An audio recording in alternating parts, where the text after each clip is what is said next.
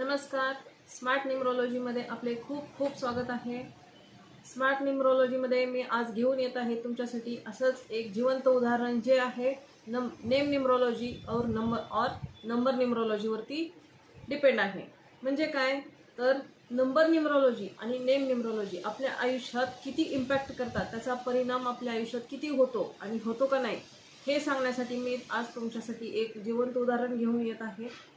त्याच्या अगोदर मला तुम्हाला नंबर न्यूमरोलॉजीबद्दल सांगायचं आहे. नंबर न्यूमरोलॉजी हे आपला मोबाईल नंबरमधले जे अंक असतात त्याची टोटल किती येते, ते टोटल आपल्यासाठी योग्य आहे का नाही, आणि त्या मोबाईल नंबरमध्ये जे अंक आहेत त्याच्या जे जोड्या असतात, 2-2 नंबरचे जे ग्रुप्स असतात, ती जोडी आपल्यासाठी योग्य आहे का नाही, त्याचा आपल्या आयुष्यात इम्पॅक्ट पडतो. नाही असं नाही, खूप सारा इम्पॅक्ट पडतो. तो चांगला असू शकतो किंवा वाईट असू शकतो. चांगला म्हणायला गेलं तर 3 नंबर आपल्यासाठी खूप बेस्ट असतो.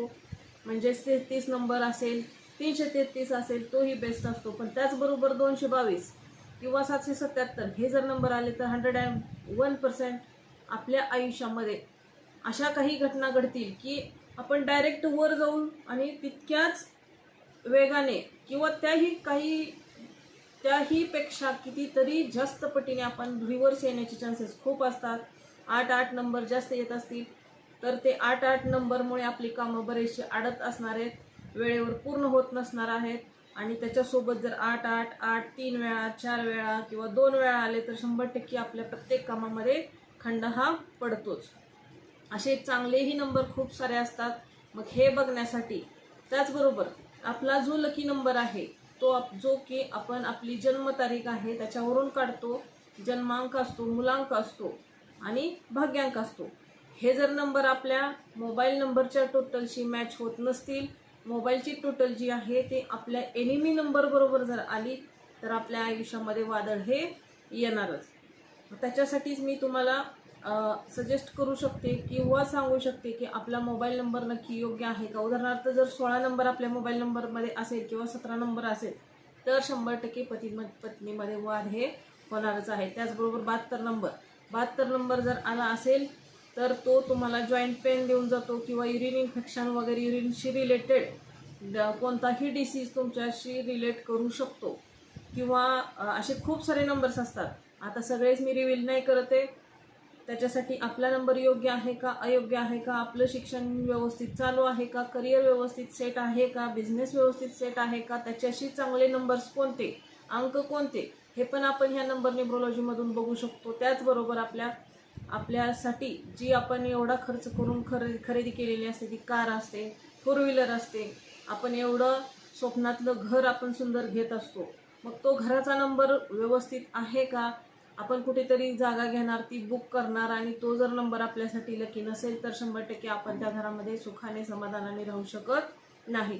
त्या 4 व्हीलरमध्ये आपण आपल्या स्वप्नातली गाडी घेणार असतो, पण तो जर नंबर आपल्याशी योग्य नसेल तर वारंवार ॲक्सिडेंट होणे, त्याचं वारंवार काम निघणे, ह्या गोष्टी घडत राहतात. त्याच्यासाठी नंबर हे खूप महत्त्वाचे असतात. तो नंबर आपल्यासाठी चांगला असणं महत्त्वाचा असतो. जी व्यक्ती तो नंबर वापरणार आहे त्या व्यक्तीसाठी तो नंबर खूप महत्त्वाचा असतो आणि साहजिकच घरातल्यांसाठी सुद्धा तो बघणं महत्त्वाचं असतं. त्याच्यासाठी प्रत्येकाने तो आपला नंबर चेक करून घ्या. नंबर न्यूमरोलॉजीला तुम्ही प्रेफर करू शकता. आता नेम न्यूमरोलॉजी कसा आपल्या आयुष्यात इम्पॅक्ट पाडते तर काही जणांची नावं सुवरून असतील. उदाहरणार्थ सांगते मी तुम्हाला, सुवरून जर नाव असेल आपलं, उदाहरणार्थ सुप्रिया आहे, सुनंदा आहे, असे सुशांत सिंग राजपूत आपल्या एक नावाजलेलं नाव होतं. तो आयुष्यात कधी खुश राहिला का, नाही राहिला, शेवटी आत्महत्या करणं भाग पडलं. सु हे आपल्या मराठी भाषेनुसार किंवा संस्कृत भाषेनुसार सु म्हणजे चांगलं, परंतु सु हा उच्चार तसा बघायला गेलं तर वैयक्तिक त्या व्यक्तीच्या आयुष्यामध्ये चांगला असत नाही. त्या व्यक्तीला खूप सारी कष्ट असू देत, कष्ट असावेत, परंतु त्या कष्टाला जर यशाची जोड असेल, त्याच्या आयुष्यात जर आनंद असेल तर ते कष्ट त्याला एक चांगलं मार्ग देऊन जातं किंवा चांगलं यश देऊन जातं, त्याला आनंद देऊन जातो. परंतु त्या व्यक्तीच्या आयुष्यात सुखच नसेल तर त्या कष्टाला काय अर्थ राहतो. त्याप्रमाणे असे कितीतरी दुसरी, उदाहरणार्थ KAT कॅट, RAT रॅटवाले उच्चार खूप चांगले असतात. उदाहरणार्थ रतन टाटा, RAT हा उच्चार येतो.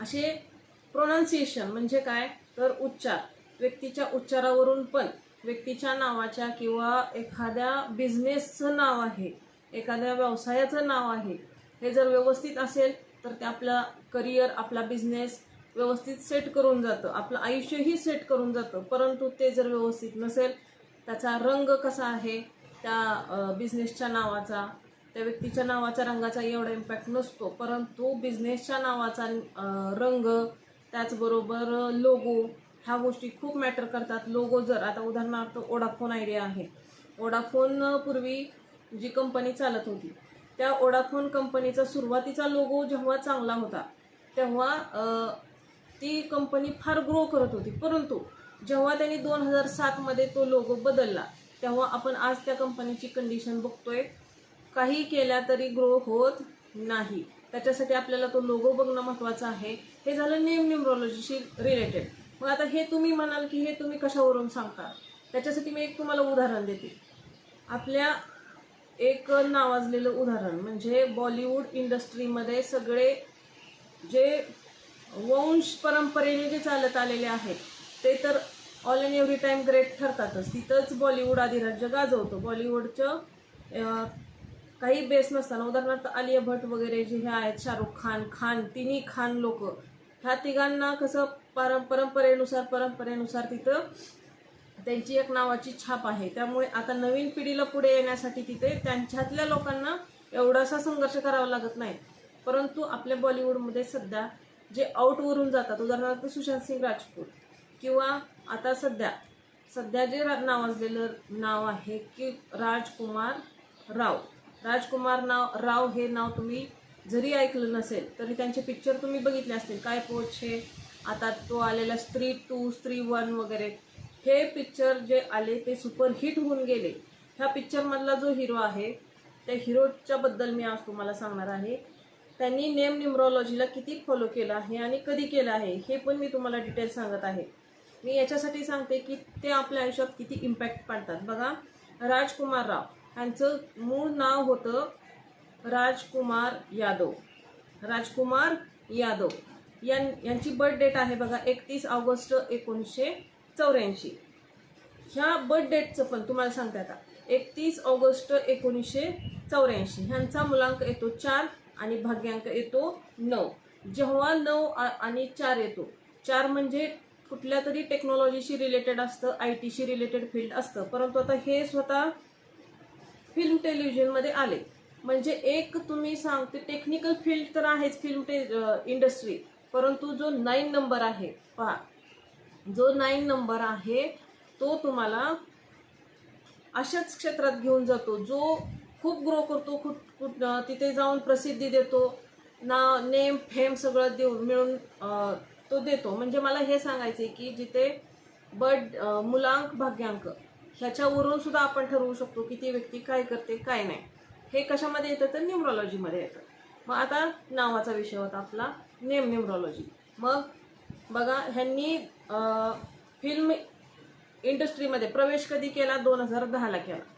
कधी केला 2010. त्यांनी किती जवळ 30च्या आसपास पिक्चर दिले फिल्म सिटीमध्ये. आता आहे 2025, 2010ला आले, 2025 आता चालू आहे. जवळजवळ हा पिरियड आहे 15 वर्षाचा. ह्या 15 वर्षामध्ये 31 फिल्म त्यांनी दिले. परंतु सुरुवातीला त्यांना एवढा स्ट्रगल करावा लागला. त्यांनी सुरुवात बऱ्याचशा फिल्ममधून केली, परंतु त्यांना कशामध्येही यश मिळालेलं नाही. त्यांना एक साईड हिरोची भूमिका किंवा चांगला रोल जरी मिळाला तरी तेवढं त्यांची पॉप्युलॅरिटी झाली नाही. परंतु त्यांच्या आईचं नाव, वडिलांचं त्यांचं नाव होतं सत्यप्रकाश. आणि आई जी होती, आई अगदी एक हाऊसवाईफच होती, परंतु आणि वडील त्यांचे एक बिझनेसमॅन होते.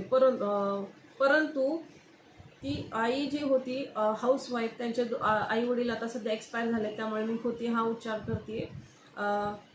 त्या आईचा विश्वास त्यांच्या न्यूमरॉलॉजीवरती होता, पहिल्यापासूनच होता. मग त्यांनी काय केलं, राजकुमार यादव ह्या याच्या नावाचे कॅल्क्युलेशन्स केले कॅल्क्युलेशनवरती बऱ्याच साऱ्या गोष्टी डिपेंड्स असतात. नावाचे कॅल्क्युलेशन्स केले, लकी अनलकी नंबर्स ठरवले आणि त्याच्यानुसार त्यांच्या नावाची टोटल त्यांनी काढली आणि जी फिल्म सिटीला 7 नंबरवरती आणून ठेवली आणि फिल्म सिटीला अनुकूल असतो तो 7 नंबर असतो. मग ह्या नंबरवरती जेव्हा आणून ठेवली आणि त्यांच्या नावामध्ये त्यांनी रावच्या ऐवजी यादवच्या ऐवजी राव हे आडनाव जोडलं. आता रावच का, आरे हे कॉम्बिनेशन खूप फेम देऊन जातं, AR किंवा आरे. उदाहरणार्थ दुसरं घ्यायचं म्हटलं तर तुम्ही AR रहमान बघा, फिल्म सिटीमध्ये आरे वरून बरीच सारी नावं तुम्हाला दिसून येतील, जुने हिरो राज कपूर वगैरे. आणि तुम्ही ह्याच्यामध्ये पण बघा, ते फेम देऊन जातात, आपल्या नावाला एक प्रसिद्धी देऊन जातात, RA व्हायब्रेशन्स. मग आता त्यांनी AO व्हायब्रेशनचंही तसंच आहे. आणि हे फक्त तुम्ही RAO 3 नंबर्स आले असं तुम्ही करू शकत नाही. ह्या प्रत्येक नावाला, प्रत्येक शब्दाला, प्रत्येक असा विशिष्ट असा एक नंबर असतो. ह्याचीच नंबर सिरीज फार वेगळी असते. मग ह्यावरून तुम्ही ती टोटल काढली जाते आणि ते तुम्हाला दिलं जातं. त्याच्याबरोबर तुम्ही प्रोनाऊन्सिएशन, त्याच्यामध्ये व्हायब्रेशन दिले जातात.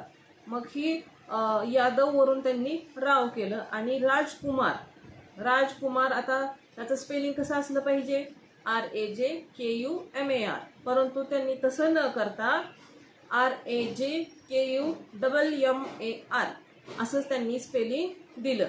मग हे कशामुळे दिलं, तर पुन्हा तेच की त्याच्या नावाची टोटल आणि राव ह्या नावाची टोटल नंबरिंग दिल्यानंतर येणारी जी टोटल आहे ती टोटल त्यांच्यासाठी योग्य आहे. ह्याच्यापूर्वीची जी टोटल होती आणि जे फेम व्हायब्रेशन होतं, जे आपल्याला प्रसिद्धी देऊन जाणार होतं, ते त्याच्यामध्ये नव्हतं.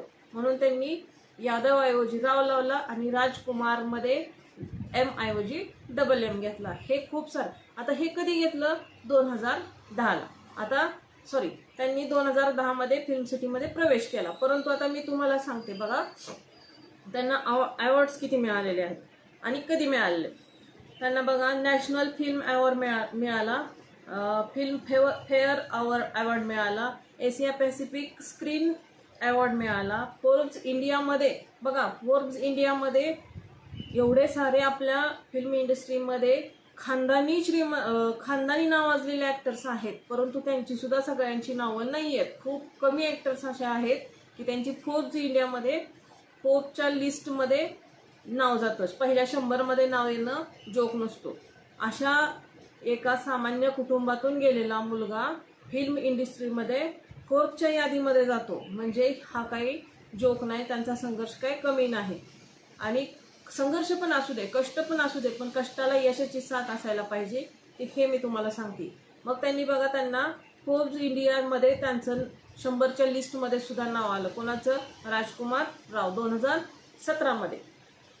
मग आता बघा, पुढे मी तुम्हाला सांगणार आहे. त्यांनी सुरुवात केली होती लव सेक्स अँड धोका ह्या पिक्चरमधून.